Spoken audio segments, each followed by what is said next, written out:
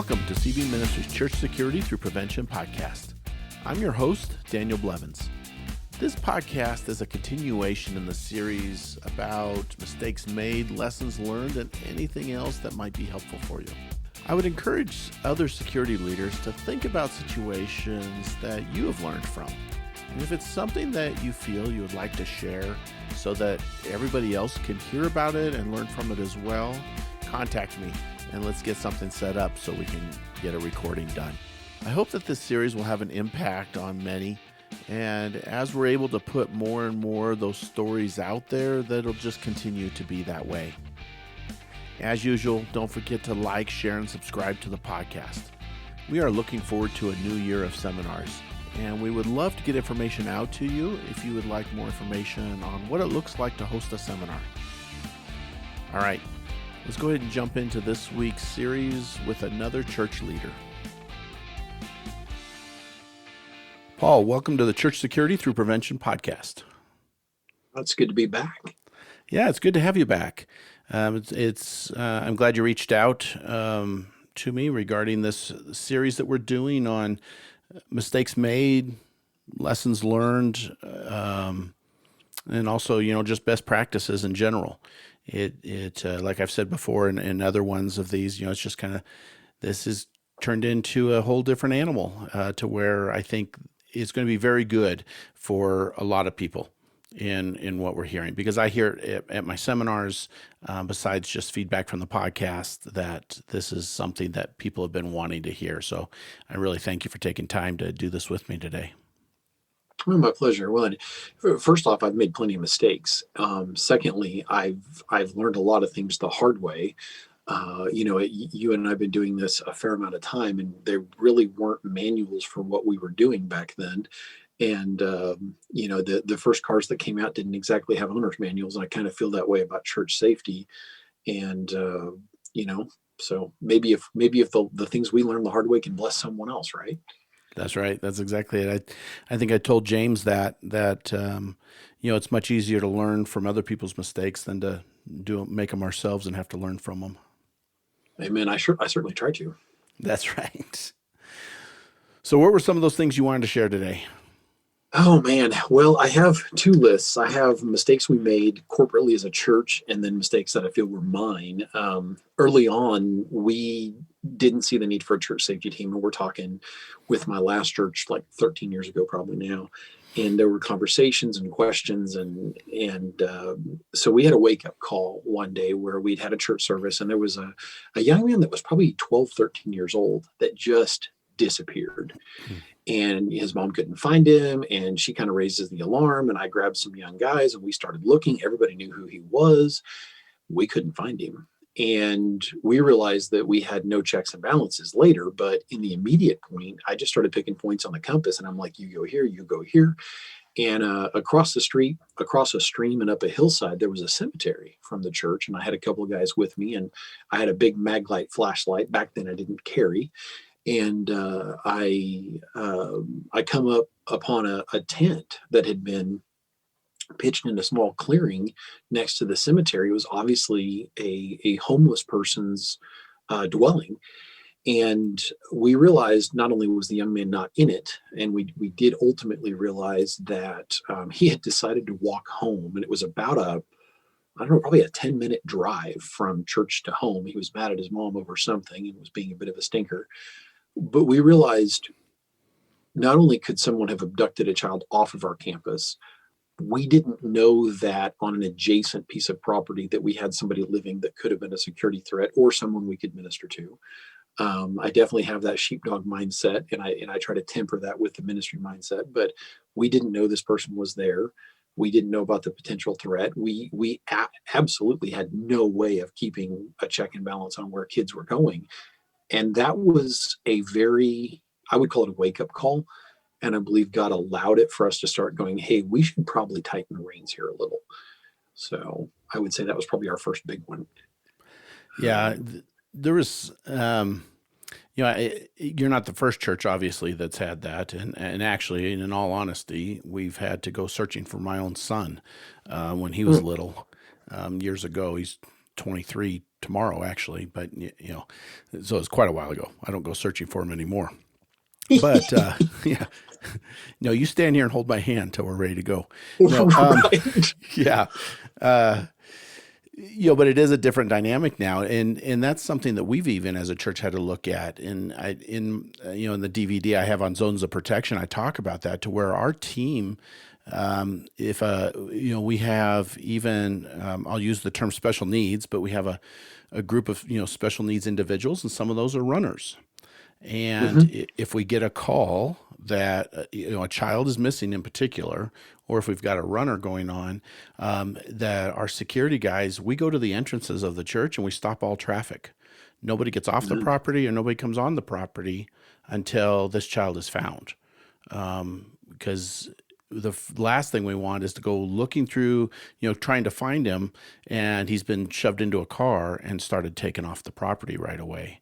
So it was Yeah. we had to, change on how we look at it too. Like, we're not just going to go looking in bathrooms and stuff yet. Nope. We're going to stop traffic from at least leaving the property.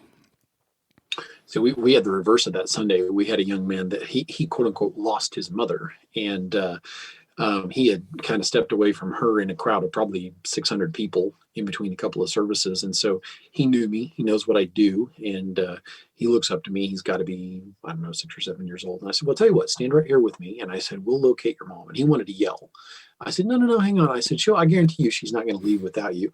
And she comes walking around the corner, and then this look of relief floods over her face. And it wasn't, I don't think he stood next to me a minute. I didn't even have time to start the radio process or anything. And because I had a feeling she wasn't far away. She's a good mom and what have you. And Sure. I ended up walking them out. But it was funny because he was smart enough to find somebody that he thought could help him find his mom. So definitely learned a few things between 12, 13 years ago and today. You had asked for other things. My leadership at my last church, when we started our first team, they wanted us to call the team something very innocuous sounding. It was like the door greeter ministry, and I think I talked about this in the broadcast with you before. And it sounded really innocuous and innocent and sweet. And I cautioned them. I said, guys, it really concerns me. What happens when there's actually a threat? And the response I initially got was like, when is there ever going to be a threat? And we had a very bad potential violent situation on our campus between two individuals. And I walked up, and the last thing I'm going to say to somebody who's getting ready to punch somebody is, hey, my name is Paul. I'm here with the Door Greeter Ministry. Can I help? And I walked up and I said, hey guys, hang on a second for me. I'm in charge of security here on campus. What can I do? And it helped to immediately mitigate, because there's a huge difference between saying Door Greeter Ministry, and I think sometimes churches want to name their team something really innocuous sounding. And obviously we're not God's SWAT team, but there is a time and a place to walk up to somebody and say, listen, I'm in charge of security here, or I'm with security here. What can I do?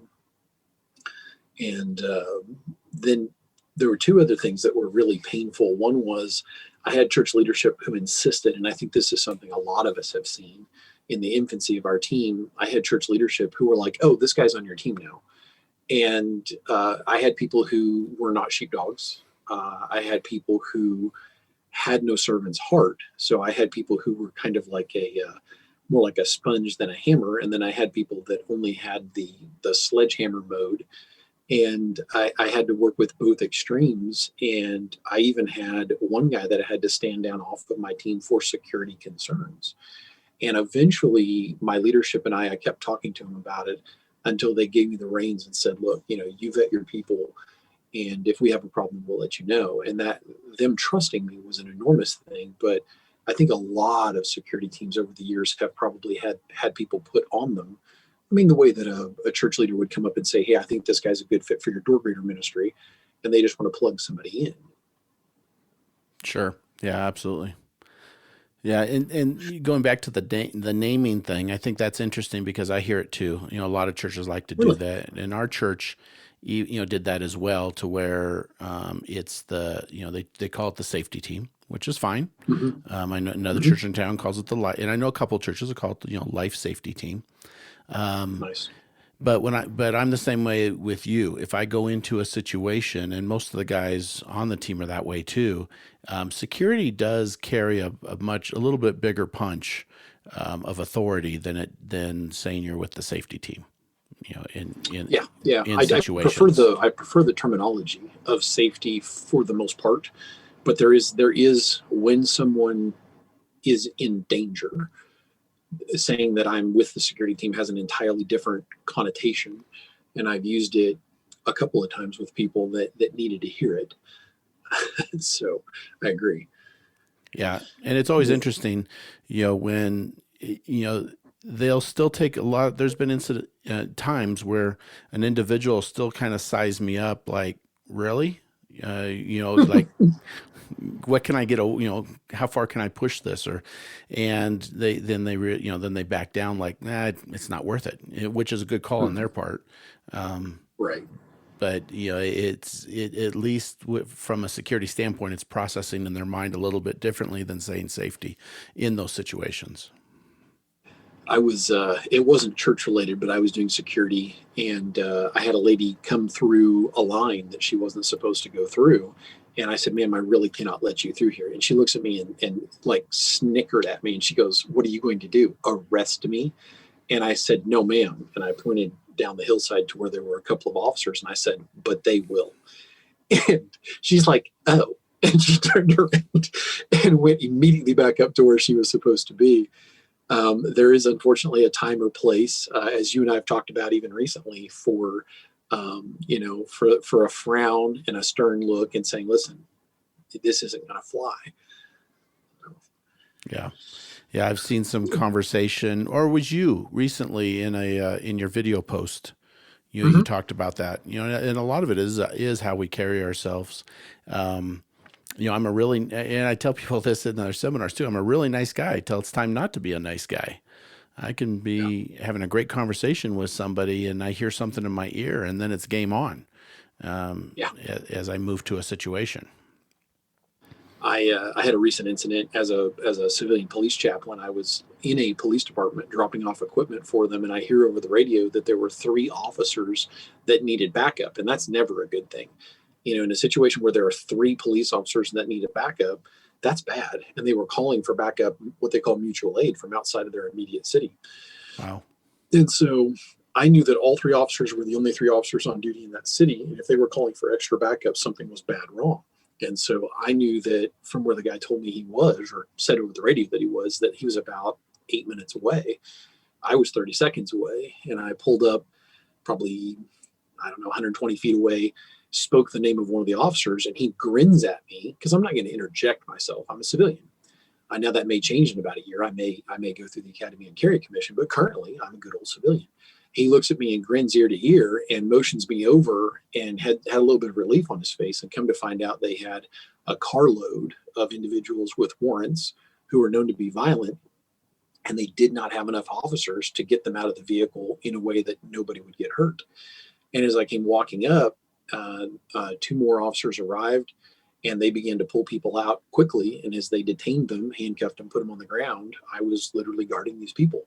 And my happy-go-lucky demeanor was not present.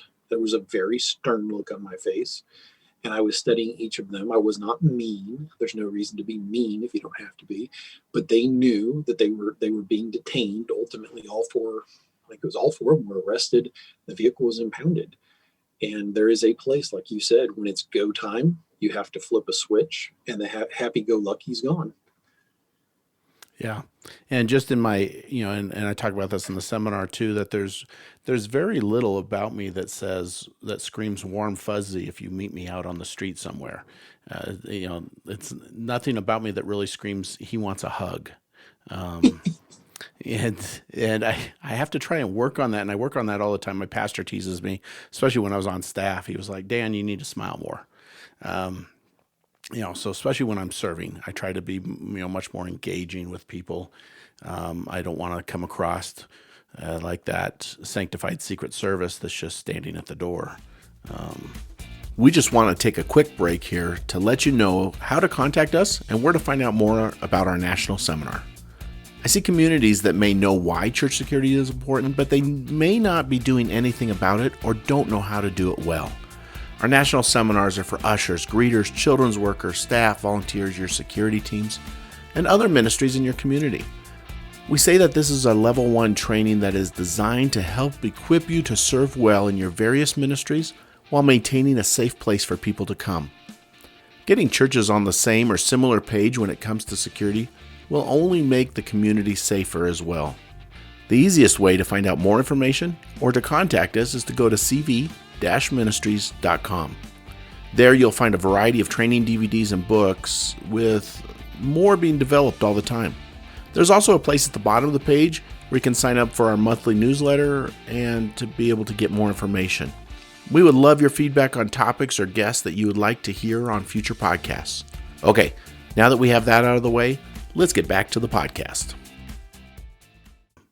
Because it is a ministry. I told that story the last time I was on, and I didn't ask, and now I'm going to have to.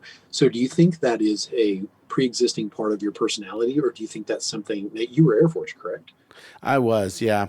I think it's just part of my personality. Fair enough. I'm very much that sheepdog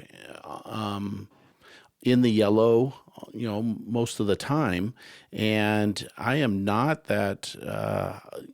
My wife is very approachable. Let's just say that. I'm less approachable, less conversational, and I've gotten better. God's worked on me in that over the years. So it's something that I have to intentionally do when I'm out at the front of the church or out in the parking lot. That I'm intentionally greeting people with a smile so that they feel comfortable. That I'm not putting them off by my demeanor in any way. Nice.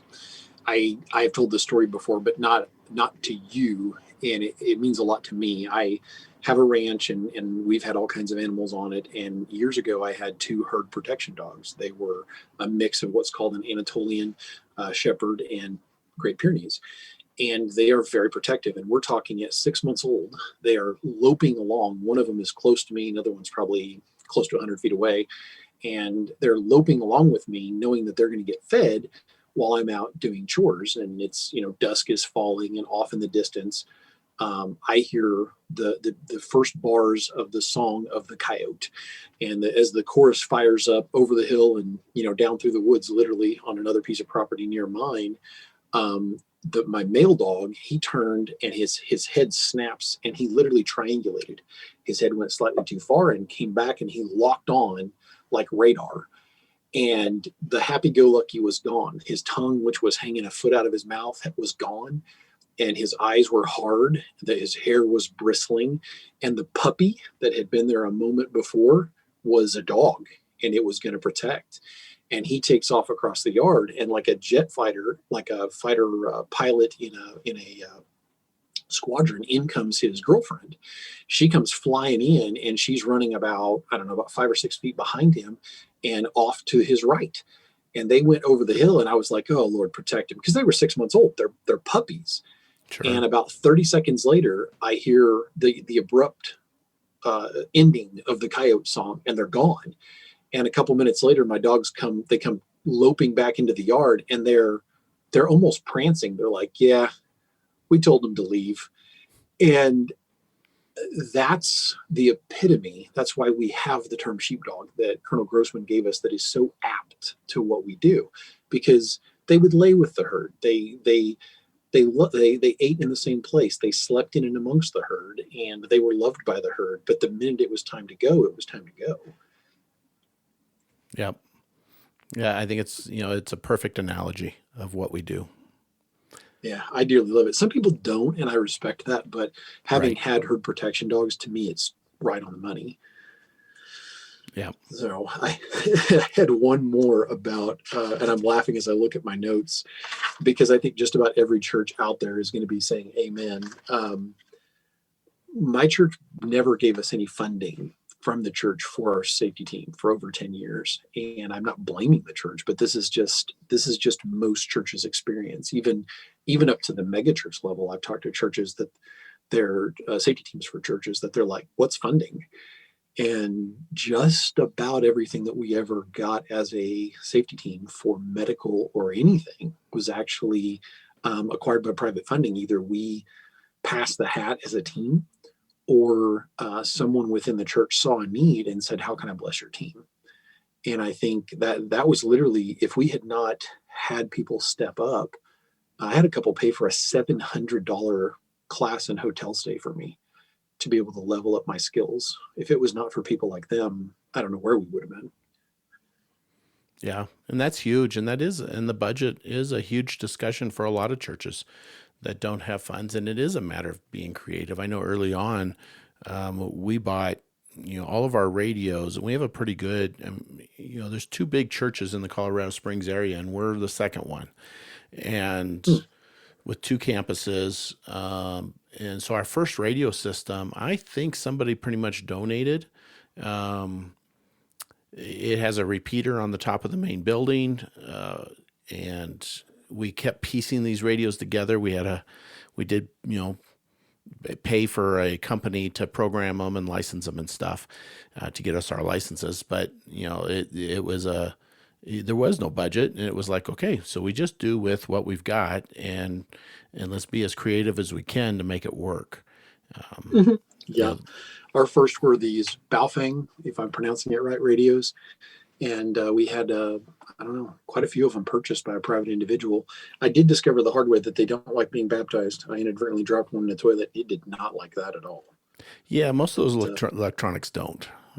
They're funny about that. yeah. Uh, I saved the personal ones for last because they were definitely my mistakes, and I think a lot of people can identify with the church-based ones, and maybe these will be ones that will bless someone's heart, because they'll go, "Oh wow, that's something I could have done," or maybe that's something I am doing. Sure. Um, Early on, I spent way too much time, and we did as a security team. We spent way too much time focused on the active shooter, and a lot of the statistics weren't out there. And we began to realize that medical, we were we were going to have a 100% chance that it was going to happen, that we were going to have medical events, and we did. And we realized we needed to shift focus, and we brought in folks who were they were there ad hoc as we needed them. My wife's a registered nurse, and there were several other ladies, a couple of EMT paramedic types that were very useful. But we literally were preparing for the less than 1% chance that someone was going to come on campus with violence in their heart, and it happened. But we were that was all we were preparing for early on.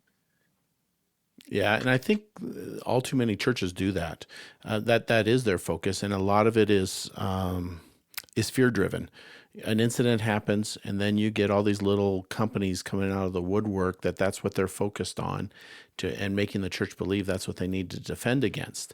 Now, you and I Mhm. both know we're firm believers in being prepared, and that being prepared for the worst case scenario is vitally important, but it should not be where the sole focus is. And it's amazing how many people will brag about, when I'm out at doing a seminar or something, they'll come up and they'll brag about all, the specifically the firearms training that they do on a regular basis. And it's like, well, great. But like you said, it's that less than 1%, and yet so much time is focused on it, as opposed to the medical and being able to communicate well, and various other things. Yeah, and we were kind of, I mean, I know this was the same way for you. We were kind of making it up as we went. And there was no vetting system for a lot of these companies. And we just kind of assumed that if we could find someone in law enforcement to teach us, that they were the end all be all. And I learned over time that while there are very fantastic aspects of law enforcement training that could be kind of borrowed, what law enforcement is and what law enforcement does is not church safety. And so we learned a lot of that stuff the hard way too. And this is me as a big fan of law enforcement. I mean, I'm a civilian police chaplain, but law enforcement is not the only answer to church safety and security. And we had to learn a lot of that the hard way too. Thankfully, we built a lot of great relationships in the process. Yeah, which is important. Some of my best trainers have been law enforcement guys. We're fortunate to have some of those that have been on our team from time to time that have totally reshaped, how I do things and the skill set that I do have. Comes really from them. Totally changed how I shoot my firearm and how I carry it and so on. So many of these things do change they change the way you think and look at things. And I feel blessed that many times God has given me a wake-up call, given our church a wake-up call before it was mission critical and we would have failed. I will never leave you nor forsake you even unto the end of the age. And I've seen that with other ministries where they got a scary wake-up call. I had a call from a ministry one night that I do some executive protection for, and this gal was understandably concerned. And she's like, we're going to go pick somebody up. It's a high-risk environment. My words, not hers. I'm going into this thing blind based on what you've been telling me and some other folks have been telling me. I think we've made a mistake. And I was able to use Google Earth and Google Street View and figure out where they were going and try to give them a plan.